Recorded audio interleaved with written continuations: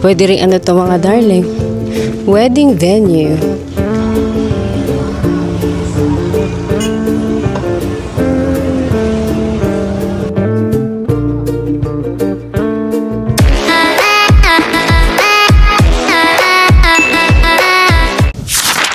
So yun nga mga darling, no, we are out and about and welcome to our 4th day here in Siargao Island.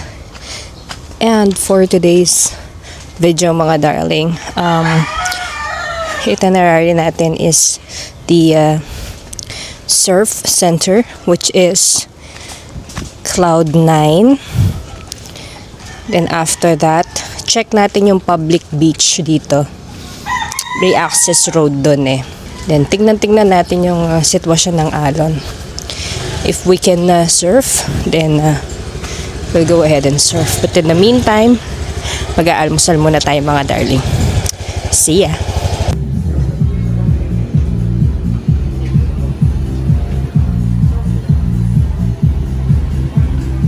So yan mga darling, welcome to Cloud9. Ba't nilapit nila? Dati may signage dito eh. Nilapit nila yung ano, itong boardwalk. May signage dito dati. Wala na yung signage. Yung may ano, boardwalk. Wala na yung signage ng Siargao Cloud9 boardwalk. Buti na lang may picture ako doon dati. And, ayan, rekta na siya sa boardwalk. Ayan, rekta na yan sa boardwalk.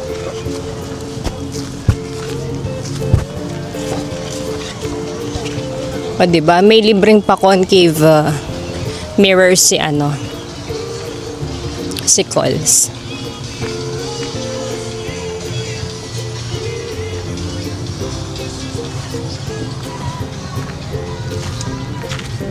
So last time hindi ako pumunta sa dulo nitong boardwalk.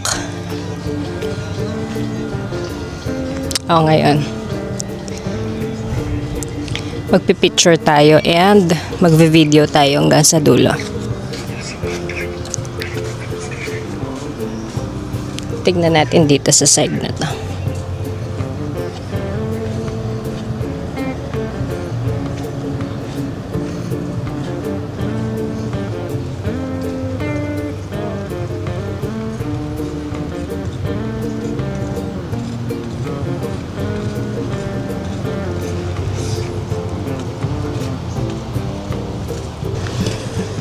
So yun na nga mga darling, no? We are walking through the boardwalk of the Cloud9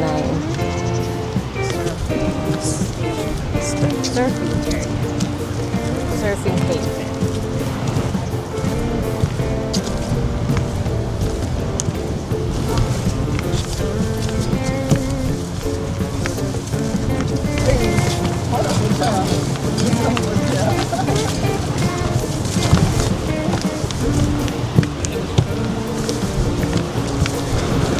So yun na nga mga darling, no, we are at the boardwalk Cloud9 Siargao. Pwede kang maligo dito. Super init mga darling, super init. Now we are reaching the view deck. Hindi, okay lang.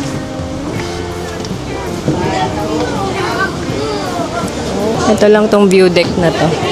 Parang pampalipas oras, no?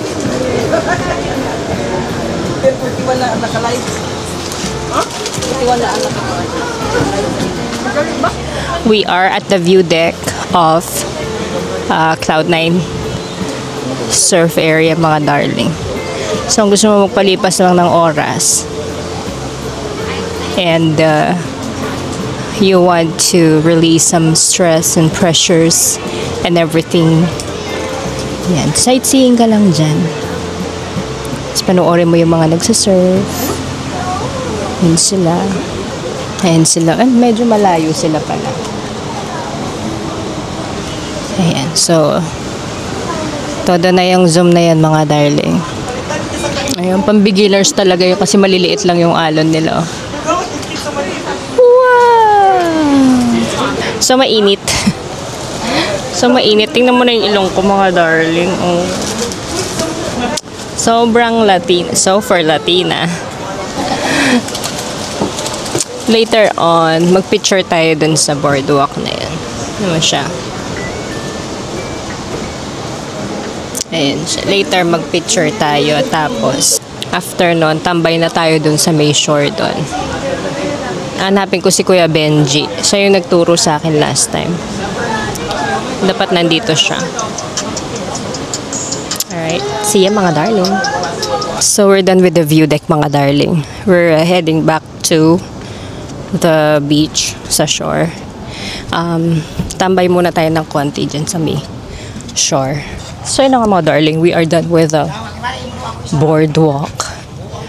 Yan, nasa likod natin siya. The very famous and the iconic boardwalk. Now, let us explore again itong beach ng Cloud9. Although, nakapag-explore na tayo dito last year. Tingnan natin kung may nabago or the beach is still the same. Pero mukhang it's the same. Mukhang pareho lang naman din. So, tignan natin. Ayan, marami pa rin coconuts. Let me show you, mga darling.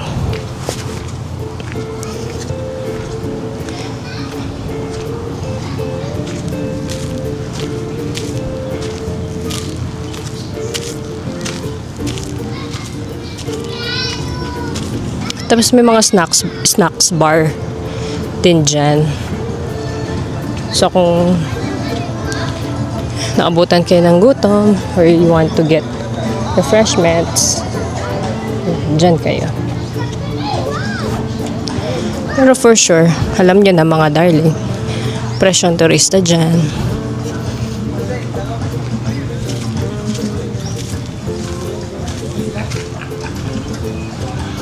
So, mga darling, I'm gonna show you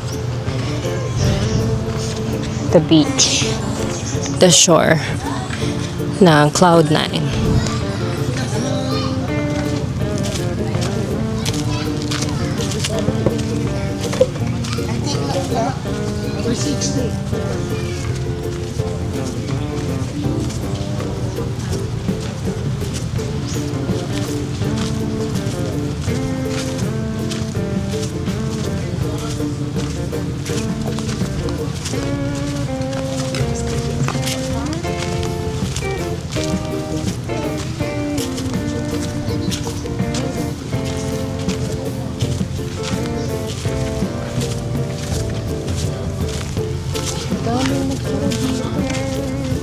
Dati, tuluyan naman.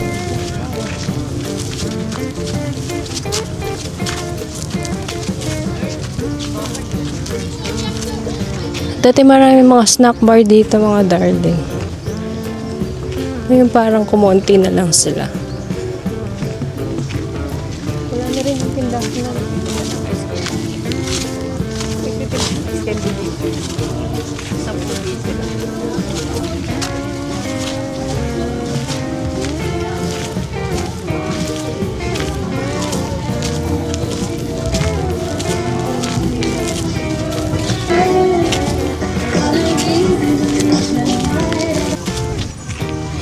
Oh, pwede rin ano to, mga darling. Wedding venue.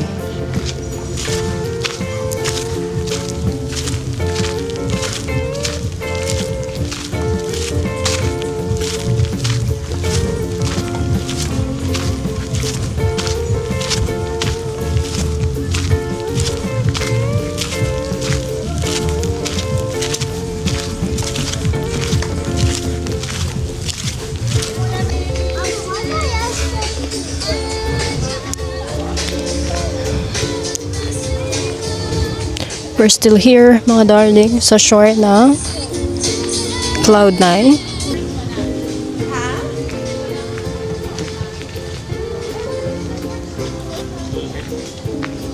Dulo na nga yan. Yan na yung dulo. And we reach the dulo mga darling, yung private property. Tas may exit dun if you want to. And now we will go back.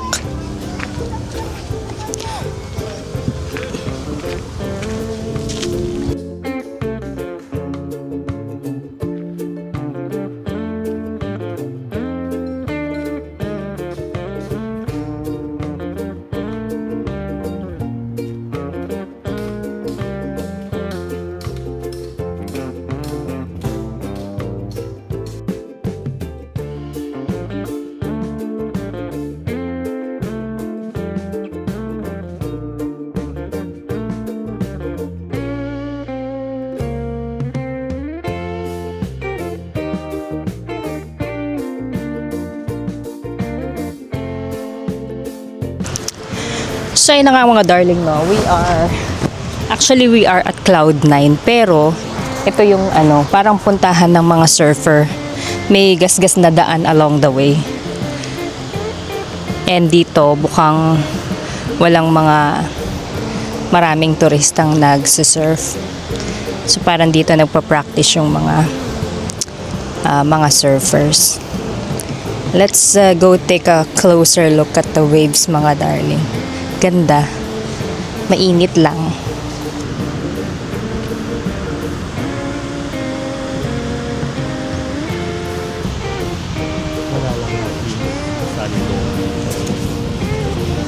So yun mga darling, for the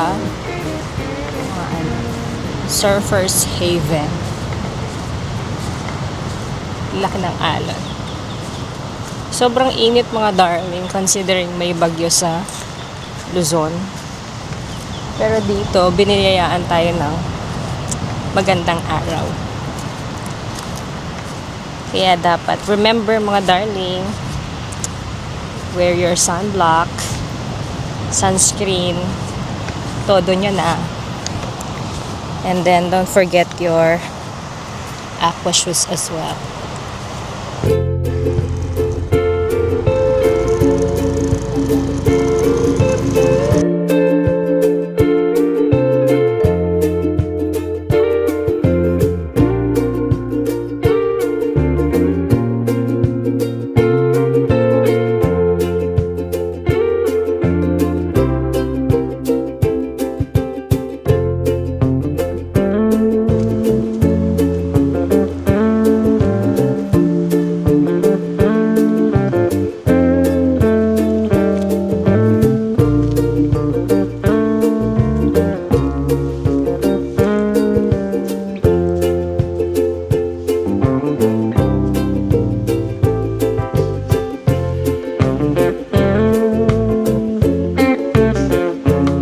So, yung nakalagay na parang signage ng beach, same thing lang siya nung pinuntahan natin a while back.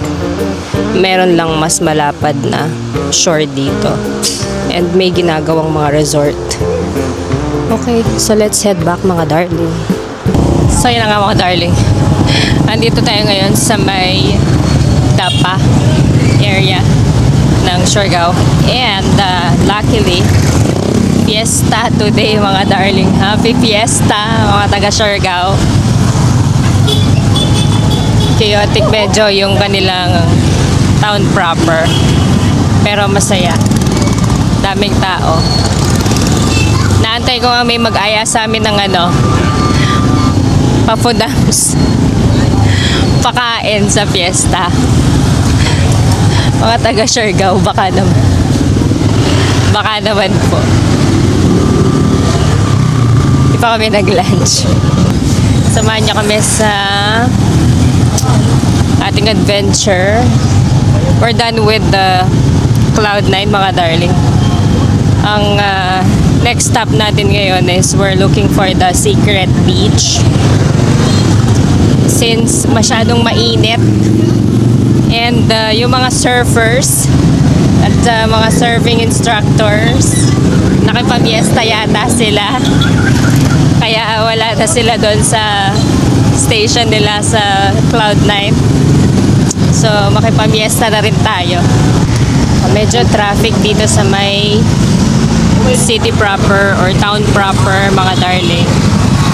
Madaming tao nga kasi nga fiesta. So, gagawin natin is hanapin muna natin yung secret beach. And kita-kita tayo doon, mga darling. See ya. So, yun na nga, mga darling. Nandito tayo sa secret beach. And dahil low tide, akala ko makakaligo tayo. Hindi rin tayo makakaligo. Explore natin yung secret beach. Hindi pa siya naka-bakod. So, accessible pa siya ng libre sa public. Mapino yung sand eh. Pino yung sand, darling, kung sanang hindi low tide may chance.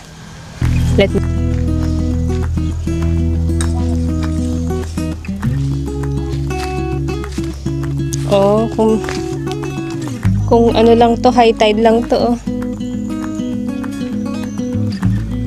Ang ganda ng ano niya, buhangin niya na, oh.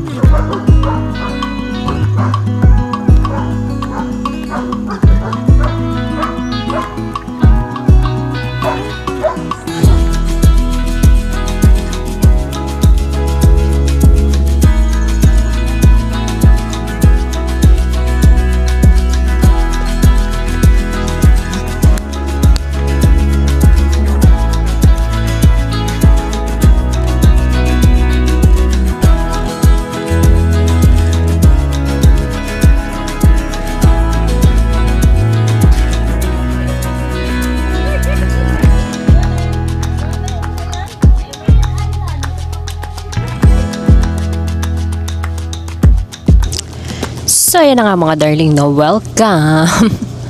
Welcome back!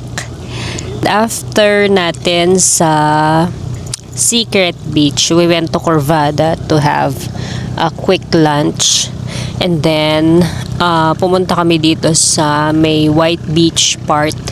If you go along Tourism Road, may public beach access dito sa may Romantic Beach Villas. So, lakad lang kayo ng konti doon. Tapos may makikita kayo eskinita going to the public beach. Actually, ito yung beachfront na resorts. So, yan. Mga beachfronts na resort yan. So, parang ito na yung pinaka-white beach ng General Luna. So, yung mga private beach resorts yung mga yan.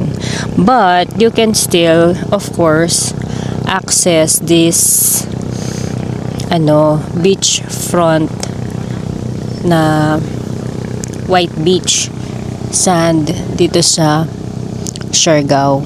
Like, for example, gusto nyo lang ng Tampi-Tampisaw. Ayan. Dito kayo sa White Beach. Sa may Tourism Road lang to. Basta hanapin nyo lang yung access to the public beach or to the White Beach. For sure, meron naman yan sa mga ilang resorts dito. Ayan. Medyo tumataas na yung tubig, mga darling. Kasi kanina, sobrang baba ng tubig na to. Sobrang low tide kasi. So, paanuhin pa natin yung tubig. Pataasin pa natin. Kasi hanggang tuhod lang yan. Tapos nakaangkla pa yung mga dito. Yung mga bangka.